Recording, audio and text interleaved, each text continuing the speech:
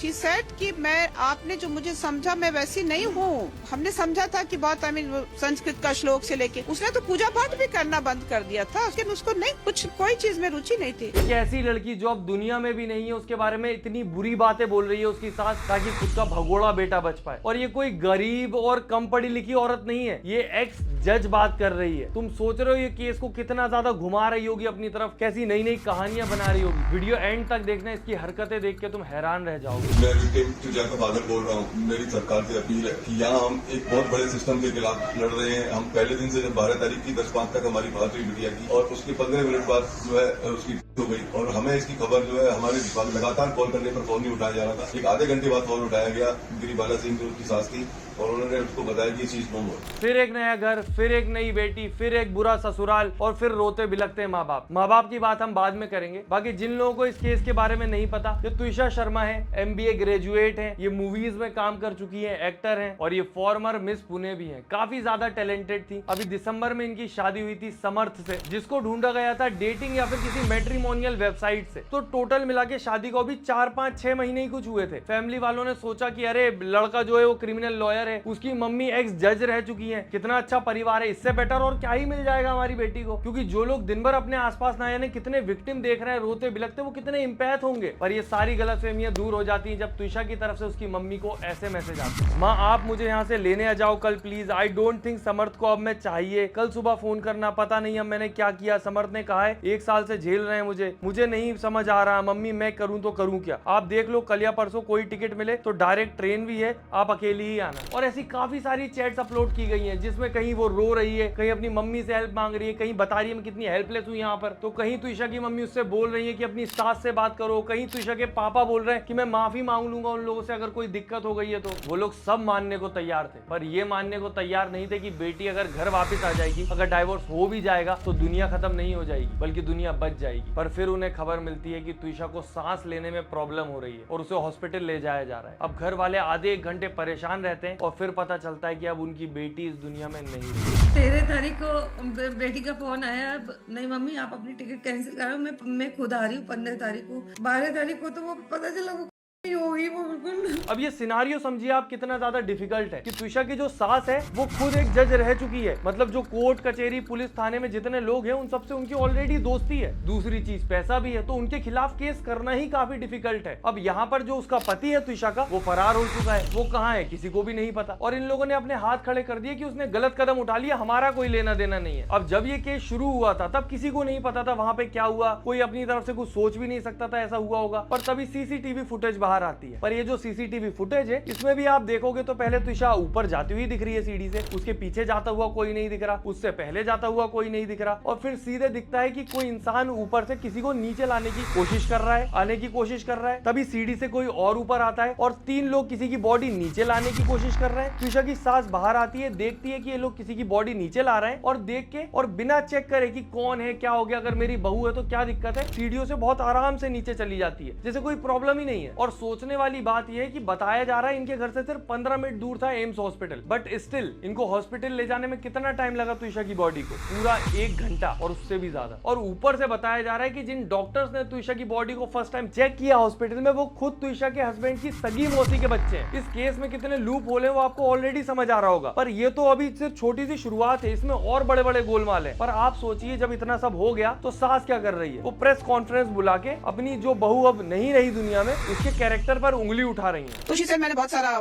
Guana consume किया है in great quantities. क्या हम इसको कमरे में जरूर वो खुशबू वाली जो कैंडल्स थी वो लगा के रखती थी, आई थिंक वो इसलिए क्योंकि स्मेल ना आए। अच्छा, मतलब वो नशे करती थी पर कैंडल जला लेती थी खुशबू वाली ताकि किसी को पता ना चले। ऐसा क्यों लग रहा है कि कहानी आंटी के बेटे की है, बस वो तुषा को जबरदस्ती डाल रही है उसमें, क्योंकि मेरे हिसाब से बेटा ज्यादा फिट बैठेगा। जैसा तुषा के पापा ने बताया है कि जो लड़का था वो इतने ज्यादा नशे करता था कि तुषा ने अपने घर वालों से जब बोला तो तुषा के पापा ने कॉल करके अपने दामाद से बोला कि इतने नशे नहीं करने चाहिए, गलत बात है ये। तो दामाद जी गुस्सा हो गए थे और उसी वजह से मेन लड़ाई शुरू हुई थी तुषा और उसके हस्बैंड। और उस लड़ाई के बाद वो तुषा को इतना हर कुछ बोलता था कि वो अपनी मम्मी से तक बोलती थी कि ये मुझे इतना गंदा गंदा सुनाता है, बहुत नीच आदमी है, जो कि सबने देख लिया व्हाट्सएप चैट पर माँ की ममता कहाँ मानती है। तो समर्थ की मम्मी अभी पूरी कोशिश कर रही है कि व्हाट्सएप चैट कैसे डिक्लाइन कर दे, और उसके लिए भी उन्होंने एक बयान दे दिया है। अब एक्स जज है, सारा एक्सपीरियंस काम आएगा। शी वाज ऑन शिज़ोफ्रेनिक अगर उसने कुछ कहा भी है, क्योंकि एक शिजोफ्रेनिक के अंदर दो लोग बात करते हैं, इकट्ठा बात करते हैं, क्या सही है क्या गलत है सिर्फ व्हाट्सएप चैट से कुछ भी नहीं डिफरेंशिएट हो सकता है। अच्छा, उसको मानसिक बीमारी थी शिजोफ्रेनिया नाम की, जिसमें इंसान डिल्यूजनल हो जाता है, थोड़ा पागल होने लग जाता है, सही गलत नहीं समझ आता, वही वाली। अच्छा, फिर तो व्हाट्सएप चैट तो फिर कैसे मान सकते हैं? व्हाट्सएप पे तो फिर ऐसा इंसान कुछ भी बात कर सकता है ना। मतलब कुल मिला के आंटी अब उसको पागल घोषित करना चाह रही है, और अगर वो पागल घोषित हो जाएगी तो आंटी की कहानी तो सबसे ज्यादा भरोसेमंद है। और आंटी की कहानी के हिसाब से तुइशा को मां नहीं बनना था, वो अपना बच्चा अबॉर्ट करना चाहती थी, जिसके खिलाफ थे ये लोग, और इसीलिए इन लोगों में दिक्कत हो रही थी, जो लड़ाई झगड़े हो रहे थे, और फिर उसने नशे को रीजन बता दिया जिस वजह से वो बच्चा अबॉर्ट करना चाहती है। अब ये जो बच्चे वाली बात है हमने चैट में भी देखी थी, बस फर्क ये था कि वहां पर तुइशा ये बोल रही थी कि उसका पति उससे बोलता है कि ये बच्चा किसका है जो तू अबॉर्ट करना चाहती है। और वो अलग बात है कि जब उस तुइशा की मम्मी ने उसको बोला कि जाके अपनी सास को बता, तो वो बोलने लग गई थी कि नहीं नहीं, मेरा राजा बेटा तो ऐसा कुछ कर ही नहीं सकता, और राजा बेटा माँ के सामने जाके पलट जाते थे। बाकी ये लोग बोलते जरूर है कि बच्चे का डिसीजन औरत का ही होता है, हम उसमें कहाँ होते हैं बोलने वाले, पर इनकी बातों से ऐसा साउंड करता नहीं है जितना ये अजीब बातें करते हैं लड़कियों के लिए कि लड़कियों को आजादी मिल गई है और ये और वो। मुझे लगता नहीं है ये डिसीजन लेने का मौका मिला होगा तुइशा को। हमारे घर आए थे, थोड़ा साटपटा तो जरूर लगा था, बट मुझे लगा कि आजकल पेरेंट्स बहुत आजादी दे देते हैं बेटियों को। जब पहली बार वो उसने कंसीव करने की उसकी जानकारी मिली, उसने पहले मुझसे छिपाने की बात कही, उसने समझ से भी कहा था बिल्कुल बताना नहीं, क्योंकि वो चाहती थी गर्भ गिराए, और उसको मालूम था, हमें मालूम होगा 30+ की एज में शादी होती है तो उसका प्राकृतिक परिणाम तो होता ही है बच्चा होना। She didn't want to have a child. ठीक है, वो तो एक महिला की स्वतंत्रता का भी एक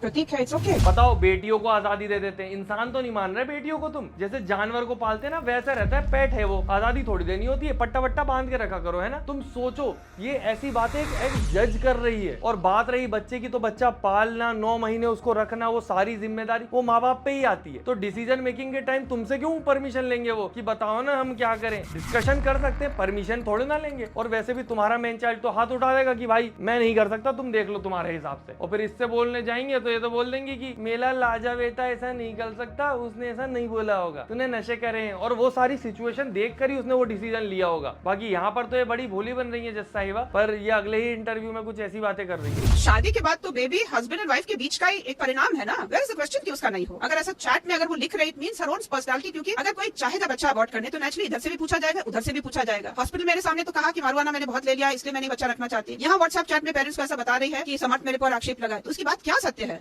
आपको नहीं लगता क्या बिल्कुल बिना बुनियाद की ऐसी बात कह रही सिंपली क्योंकि उसको बच्चा नहीं चाहिए? नहीं चाहिए तो देन सिट एंड से हमें कभी नहीं चाहिए। इसने शादी से पहले झूठ बोला कि I want 4 children at least. First बच्चे को कंसीव करने में why you get cold feet? एकदम से उसका ये रुक रेजिंग दिस वेरी स्टोरीज कभी, सो दैट ये तो बिल्कुल गलत आक्षेप है। पहले तो इतनी बड़ी बात अपनी खुद की माँ से झूठ क्यों बोलेगा कोई? और तुम सोचो, एक इंसान दुनिया से चला गया है, वो यहाँ पर खुद को डिफेंड करने के लिए है भी नहीं, उसको झूठा साबित करना कितनी नीच हरकत है। और तुम सोचो, शादी से पहले ये सब डिस्कशन हुआ है, कितने बच्चे होंगे, क्या होगा, जो उसने पहले 4 बच्चों का बोल दिया था और अब एक में कोल्ड फीट हो गया। और आंटी की फ्रस्ट्रेशन देख के समझ आ रहा है कि इनका जो लफड़ा हुआ है ना, वो बच्चे से ही रिलेटेड कुछ हुआ है, और काफी ज्यादा चांसेस लग रहे हैं कि इन्हीं लोगों ने कुछ किया है। अब भले ही खुद को कितना ही डिफेंड कर ले हैं, और चलो एक बार को मान भी लिया कि उसने खुद गलत कदम उठाया है, तो वो भी इनके तानों की वजह से ही उठाया होगा, क्योंकि ये उसको जाने के बाद उसका पीछा नहीं छोड़ रही है, अभी भी ताने मार रही है। तो जब वो होगी तब कैसी हालत होती होगी उस बेचारी की। पौधे अच्छे लगते हैं, एक बच्चे अच्छे लगते हैं, लेकिन पौधों की देखरेख नहीं करना है, बच्चे नहीं पैदा करने हैं। एंड मुझे कुकिंग भी अच्छा लगता है, लेकिन कुकिंग में लिए अगर बोलो क्या आई जस्ट सेड सुपरवाइज, क्योंकि खाना बनाने वाले तो लोग हैं यहाँ पर, तो नहीं हमको आई नोबडी विल प्रेशराइज मी। खाने के लिए बोलो तो मुझसे तो नहीं, समर्थ को बोला कि तुम लोग क्या समझते हैं, मैं भैंस हूं जो बस आऊं और बच्चे पैदा करूं, मुझसे नहीं कहा। बट देन आई सेड ठीक है मैं बोलूंगी भी नहीं, बट इट्स गुड कि हम लोग सब बैठ के टेबल पर बैठते हैं, खाना खाते हैं, 4 बातें भी होती है बस। या और भी कुछ, मतलब बदतमीज थी, नशे करती थी, बात नहीं मानती थी, अपनी मन मर्जी करती थी, और ये सारी चीजें करने के लिए उसने कौन सा घर चूज किया जहाँ पर जज वकील ये लोग रहते हैं? ये थोड़ी हजम नहीं हुई मुझे। मैं बता रहा हूँ, कहानी अच्छी बनाती है आंटी की, नशे करती थी, क्या नाम था उस बीमारी का जिसमें थोड़े पागल जैसे हो जाते हैं लोग, बस ये बीच बीच में जो टिपिकल सास बिहेवियर आ जाता है ना, उससे सब खराब हो जाता है। And let me remind you again, ये पौधों में पानी देने वाली बात, घर पे काम करने वाली बात, इन सब के ताने ऐसे इंसान के लिए सुनाए जा रहे हैं अभी जो इस समय पे दुनिया में है भी नहीं। और आपको पता है ज्यादातर घरों में ऐसा व्यवहार क्यों होता है? क्योंकि हमारे यहाँ कहावतें भी ऐसी हैं कि लड़की आती है डोली में अपनी ससुराल और जाती है वहां से अर्थी में। डाइवोर्स का कोई ऑप्शन ही नहीं है। और आपको पता है सर्वे के हिसाब से डेली प्रतिदिन 16 से 20 औरतें अपनी गवा देती हैं ये डाउरी और घरेलू मतभेद की वजह से। और उसके बाद लड़के का क्या होता है, लड़के को फरार कर देते हैं, भगा देते हैं। और जब सवाल किया जाता है कि अगर आपका बेटा दोषी नहीं है तो फरार क्यों है, तो कोई जवाब नहीं होता उसका। बीइंग अ जज, आपको जुडिशियल सिस्टम पे भरोसा है, तो फिर आपके बेटे सुनिए हो, आप चाहती हैं कि पेश हो, खुद को सरेंडर करें। हम तो चाहते हैं न्यायिक प्रक्रिया का पालन हो, इन्वेस्टिगेशन को आप लोग जैसे they are trying to influence the whole thing. पालन तो तब होता ना जब वो न्याय प्रक्रिया में उपस्थित होता, वो है ही नहीं, कैसे प्रक्रिया का पालन होगा। तुम सोचो जैसे ही केस होने वाले थे वो फरार हो गया, ये आंटी जी ने अपनी एंटिसिपेटरी बेल ले ली। सोचो लड़की के घर वाले ऐसे मैदान में जंग लेने उतरे इनसे जिसके ये एक्सपर्ट हैं ऑलरेडी। एक लड़की की FIR महिला थाने तक में भी नहीं रख सकते। महिला थाने पे पैसे सिर्फ खर्च हो रहे हैं, महिलाओं के लिए कुछ हो नहीं रहा है। बेटी पढ़ाओ बेटी बचाओ, बेटी पढ़ा दी लेकिन बचा नहीं पाए हम। वो लड़का हमारी बहन का शव लेके अस्पताल में जाने की हिम्मत कर गया और उसके बाद वो 1 घंटे फरार रहा। उसने क्या किया, उसने बॉडी कैसे लाया, बॉडी को कैसे, उसने उसका गला, वो बॉडी किस हालत में थी, क्या वो कपड़े वही थे जो वो हॉस्पिटल में पहन के आई, क्या उसने लड़की को निला दिया, उसने एविडेंस पहुंच दिया। पुलिस के अंदर डमी नहीं है पूछने का। और पहली बार तो हॉस्पिटल ने बॉडी एक्सेप्ट करने के बाद उन दोनों को जाने कैसे दिया। सीसीटीवी फुटेज पूरी नहीं है, हॉस्पिटल बॉडी इतनी लेट क्यों पहुंची, बेटा अगर दोषी नहीं है तो फरार क्यों है, ये मत पूछो। ये पूछ लो पौधों में पानी नहीं देती थी, घर के काम में हेल्प नहीं करती थी, बच्चा अबॉर्ट करना चाहती थी। और मुझे तो ये समझ नहीं आता कि घर का काम करने से अपन कैरेक्टर सर्टिफिकेट क्यों देने लग जाते हैं लोगों को। वो एक चॉइस होती है, उससे इंसान बिगड़ा हुआ नहीं हो जाता। ऐसा होता तो इंडिया में 90% लड़के बिगड़े हुए होते। पर ये बातें क्या सेंस बनाती हैं यहाँ पर, डेली लाइफ कैसे कर रही थी, क्या कर रही थी, क्या नहीं, वो सब छोड़ो ना, जो पूछा जा रहा है वो बताओ, क्योंकि उनके जवाब है नहीं तो यही करना पड़ता है। और ज्यादा उलझ जाओ जब बिल्कुल ही जवाब ना देते बने तो जो विक्टिम है उस पर ही ब्लेमिंग कर दो पूरी की पूरी, सारे इल्जाम उस पर लगा दो क्योंकि वो डिफेंड नहीं कर पाएगी और फिर रो लो बिना आंसुओं के। सब उसको करके putting her in a decent shape, समर्थ बदहवास बिना चप्पल के एम्स पे दौड़। पूरे कॉल डिटेल्स उस समय क्या पल्स चल रही थी जब वहां से आपने उतारे? रोने का नाटक भी तब किया जब खुद का बेटा बिना चप्पलों के दौड़ता हुआ याद आ गया, वरना बहू चली गई उसका कोई टेंशन ही नहीं है। स्ट्रेट फेस बना के इंटरव्यू दिए जा रहे हैं क्योंकि खुद को बचाना है, क्योंकि बहू का क्या है, उसका दुख उसके घर वालों को होगा। यहाँ पे तो अभी थोड़े दिन में केस वेस सब खत्म हो जाएगा, दोबारा शादी कर देंगे अपने बेटे की। वैसे भी जो एक और बेटा है उसका भी डाइवोर्स हो रखा है, उसकी भी इनको कोई टेंशन नहीं है। वो जो डाइवोर्स करके गई है अच्छा हुआ वो चली गई, वरना उसके साथ भी क्या पता क्या होता। और ये जो लोग रहते हैं ना जो अपनी बेटियों की शादी कर देते हैं ऐसे आदमियों से जिनका पहले से डाइवोर्स हुआ रहता है, इतने बुरे केस रहते हैं, इतनी बुरी हिस्ट्री रहती है, उन पे लानत है। शर्म भी नहीं आती कि अपनी बेटी को कैसे घर में भेज रहे हैं, जो ऑलरेडी किसी की बेटी की जिंदगी बर्बाद कर चुके हैं। इन्हें लगता है कि इनकी बेटी आबाद हो जाएगी वहां जाके। और इसमें जो डाउरी वाला केस चल रहा है उसके लिए भी तुम सोचो, पहले से इनके पास सबूत रेडी थे और सबूत के नाम पे यही है कि हमारे पास तो ऑलरेडी बहुत पैसा है। पैसा कितना भी हो, इंसान के अंदर जब लालच होती है ना तो उसको कुछ नहीं दिखता। लोग कहते थे आपका तो माइडस टच है, जो आपके संसर्ग में आता है उसका कुछ बेहतर ही बन के जाता है। और 2 लाख रुपए तो हम क्यों मांगेंगे? There is no UPI transaction जो वो दे रहे हैं, हम क्यों मांगेंगे? 2 लाख इज माई सैलरी। एक तो ये बुजुर्ग लोग आपस में एक दूसरे को चढ़ाते बहुत हैं, आपका तो माइडस टच है, वाह वाह क्या बात है, क्या बेफिजूल की बातें हैं ये। और इन सब बातों का भी क्या लेना देना है यहाँ पर। और इनकी बॉडी लैंग्वेज देख के लग रहा है बिल्कुल भी कि इनकी बहू अब इस दुनिया में नहीं रही, 1% फर्क नहीं पड़ता। और बेटे की तो टेंशन लेंगे भी नहीं क्योंकि पता ही है वो कहाँ पे बढ़िया मजे में बैठा होगा। जब तक वो वहां पे है, जब तक ये आजादी का पूरा सेटलमेंट कर देंगी और फिर वो आजाद हो जाएगा। और वो टेंशन ले भी क्यों? क्योंकि टेंशन आम आदमी लेता है, क्योंकि उसके उल्टे कर्म होते हैं। इतना ज्यादा नॉर्मलाइज कर रखा है कि अच्छा घर नहीं मिल रहा शादी के लिए, बेटी की उम्र निकल रही है, जल्दी जल्दी कर दो, कहीं भी बैकग्राउंड चेक करने का टाइम ही नहीं है। मैं तो कहता हूँ घर पे बैठी हुई बेटी लाख गुना अच्छी है ऐसे घरों में शादी करने से, क्योंकि ना तो शादी करना इतना ज्यादा इंपॉर्टेंट है, ना डाइवोर्स होना इतना बड़ा कोई भूकंप है कि दुनिया खत्म हो जाएगी उसके बाद। दिक्कत यह है कि आज भी मोस्टली लड़के और उनकी फैमिलियां पुराने जमाने की थिंकिंग लेके बैठे हैं। वो सोचते हैं लड़की आएगी, काम करेगी, ये सब करेगी, हमारे घर वर का एकदम, हमें नौकरानी भी नहीं लगानी पड़ेगी घर में। पर फर्क ये है कि अब लड़कियां समझ चुकी हैं, अब वो एडजस्ट नहीं करती। पहले जमाने की कर लेती थी और इसीलिए पहले डाइवोर्स नहीं होते थे। अब जब डाइवोर्स हो रहे हैं तो लोग कह रहे हैं डाइवोर्स के रेट बहुत बढ़ रहे हैं। सुधर जाओ ना, आपस में अच्छे से रहोगे तो क्यों होगा डाइवोर्स। और मैं मानता हूं इनमें काफी सारे ऐसे केसेस भी निकलते हैं जो झूठे लगा के लड़के को फंसाए जाते हैं, पर वो 1-2% के चक्कर में जो बाकी की लड़कियां झेल रही हैं उसको भी तो इग्नोर नहीं कर सकते ना। और बुरे लोग हर जेंडर में होते हैं जो हर तरफ से फायदा उठाते हैं, और पिस्ता हमेशा अच्छा इंसान ही है। बाकी डाइवोर्स लेना लाख गुना बेटर है ऐसे मैन चाइल्ड के साथ रहने से, जिसको ये नहीं समझ आता कि घर के काम करना, घर की साफ सफाई करना ये बेसिक लाइफ स्किल्स हैं, ये जेंडर बायस जॉब्स नहीं है। और ये याद रखना कि गलत जगह शादी हो गई और बेटी की नहीं सुनी सही समय पे और कुछ गलत हो गया तो वो तो अपने बेटे को जेल से वापस ले आएंगे, तुम अपनी बेटी को नहीं ला पाओगे।